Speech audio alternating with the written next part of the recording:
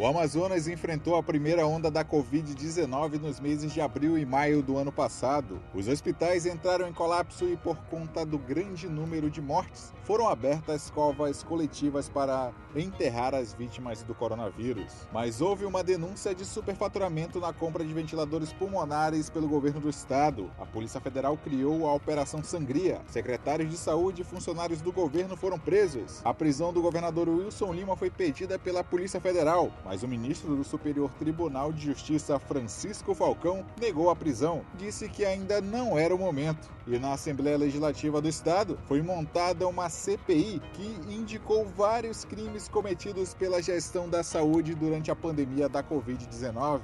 O então superintendente da Polícia Federal, Alexandre Saraiva, desabafou sobre a suspeita de corrupção em meio a uma pandemia. Uma aquisição no serviço público, ela tem um procedimento próprio previsto na lei das licitações, né? E o ordenador de despesa, quem assina o cheque, bem entendido, quem autoriza o pagamento é o ordenador de despesa, que é o governador. No auge aqui em Manaus, epicentro da pandemia na região norte, nós tivemos aí mais de 100 pessoas por dia, né, sepultadas. Então, é uma situação gravíssima e de uma insensibilidade que, sinceramente, eu nunca vi. Porque no meio de uma catástrofe, como se fosse uma guerra, as pessoas ali morrendo e alguém se presta a utilizar aquele recurso. Eu não sei como é que essas pessoas conseguem dormir. Com a diminuição dos casos, os serviços foram reabrindo de forma gradativa e o governador do estado vinha a público falar que não tinha a possibilidade de uma segunda onda. Nós temos observado o que tem acontecido mundo afora, nos Estados Unidos, na Europa principalmente, em que alguns países já determinaram a questão do lockdown.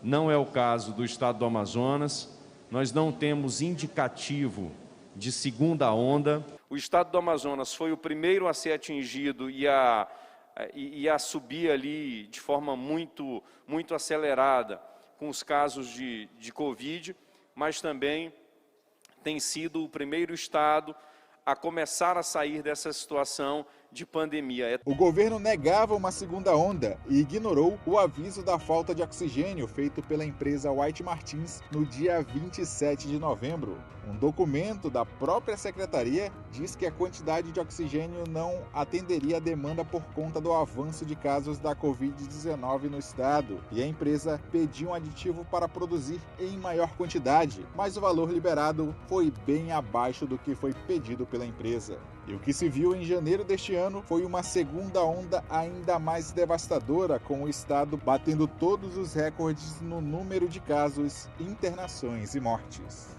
O que ficou marcado foi a falta de oxigênio nos hospitais, que fizeram com que as pessoas morressem sem poder respirar. E nessa semana, mais uma revelação foi feita. Em reportagem ao jornal Folha de São Paulo, o vice-governador do Amazonas, Carlos Almeida, disse que o governador adotou a política de imunidade de rebanho para transformar a cidade de Manaus em um laboratório gerador da nova cepa da Covid-19, o que matou milhares de pessoas. O vice-governador rompeu com Wilson ainda no ano passado e disse que após Wilson ter seu nome envolvido na compra de respiradores, adotou a política da imunidade de rebanho para que o máximo de pessoas pudessem pegar a doença para não prejudicar a economia. Carlos Almeida ainda disse que a culpa pela falta de oxigênio foi do governador e que o Wilson Lima só acionou o governo federal quando o cenário já era de terra arrasada.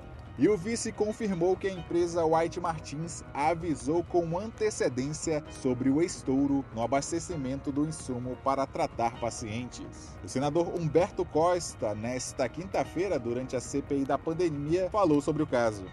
O vice-governador do estado do Amazonas, que hoje deu uma declaração gravíssima,